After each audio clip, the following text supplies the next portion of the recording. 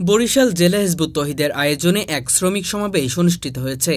আজ সকাল ১১টায় বরিশাল জেলা কার্যালয়ে অনুষ্ঠিত এই সমাবেশে বরিশালের বিভিন্ন বেসরকারি প্রতিষ্ঠানের শতাধিক শ্রমিক অংশ নেয়। সমাবেশে শ্রমিকদের অধিকার, ন্যায্য মজুরি এবং কর্মস্থলে ন্যায় বিচারের বিষয়গুলো তুলে ধরার মাধ্যমে কর্মীদের কল্যাণ নিশ্চিত করার প্রয়াস চালানো হয়।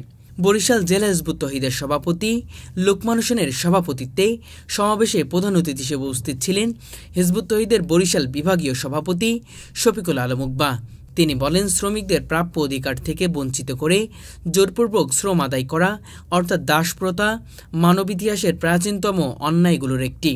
আল্লাহর নবী রাসূলগণই শ্রমজীবী মানুষকে নিপীড়ন থেকে মুক্তি করতে সংগ্রাম করেছেন। তিনি আরও বলেন, অতীতে দাসদের সম্পূর্ণ দায়িত্ব নেবার সংস্কৃতি থাকলেও আজকে শ্রম বাজারে শ্রমিকদের ন্যায্য মজুরি প্রদান না করে তাদের শ্রম ক্রয় করা হয়, অথচ কোনো দায়িত্ব নেওয়া হয় না। বিশেষ করে ঢাকার লক্ষ লক্ষ গৃহকর্মী প্রতিদিনই নির্যাতিত হচ্ছেন, কিন্তু তাদের অধিকার নিয়ে কথা বলার কেউ নেই। এমন পরিস্থিতি দ্রুত সমাধান প্রয়োজন। বিশেষ অতিথি হিসেবে উপস্থিত ছিলেন বরিশাল অঞ্চলের আঞ্চলিক সভাপতি মোহাম্মদ রুহুল আমিন মৃধা।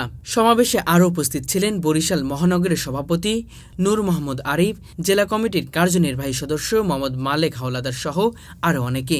আয়োজকরা সমাবেশে জোর দিয়ে দাবি জানান শ্রমিকদের ন্যায্য অধিকার ও মর্যাদা প্রতিষ্ঠা, সময়মতো মজুরি পরিশোধ এবং গৃহকর্মী সহ সকল শ্রমজীবী মানুষের প্রতি সহানুভূতি ও দায়িত্বশীল আচরণ নিশ্চিত করতে সরকার ও সমাজকে কার্যকর নজরদারি ব্যবস্থা গড়ে তুলতে হবে।